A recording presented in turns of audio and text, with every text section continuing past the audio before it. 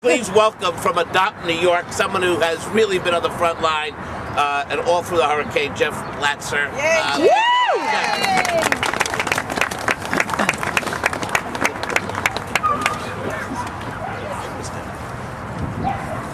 Good afternoon, everyone. My name is Jeff Latzer, and I'm a co-founder of Adopt New York. And for 3.5 years, I volunteered at Animal Care and Control in Manhattan.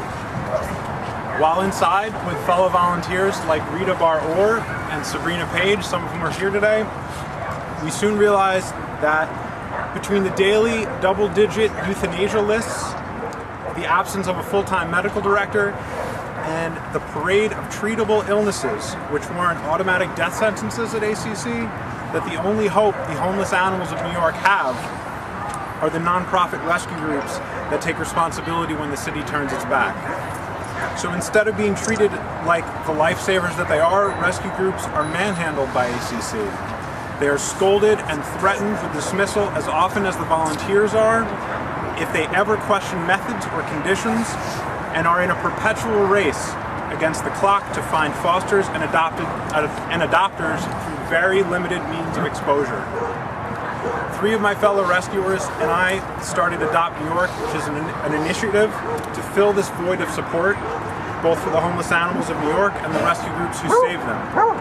Adopt New York takes our message to everyday people by promoting the joy of adopting New York animals through high-end, positive marketing and advertising, large-scale, entertaining adoption events, and our dedicated website, adoptnewyork.org, which showcases all of our 45 rescue groups and their thousands of animals. You can lean on me, it's okay. During Superstorm Sandy, with the entire city reeling and vulnerable, ACC simply shut its doors and refused to help. No one could surrender their animals during such an emergency, no one could inquire about lost pets, and no one was rounding up all the stranded animals. Meanwhile, many rescuers were also hit hard by the storm, with some fosters losing their own homes and facilities badly damaged.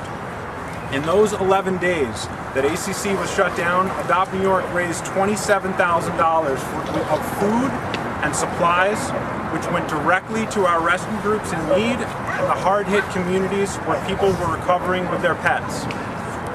We collected 800 foster applications online and distributed them to our rescue groups so that they could save more.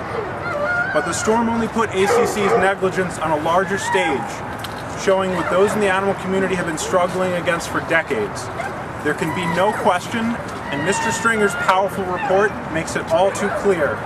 The animal shelter system of ACC under the Department of Health is a decades-long tragedy, and this is the year for change.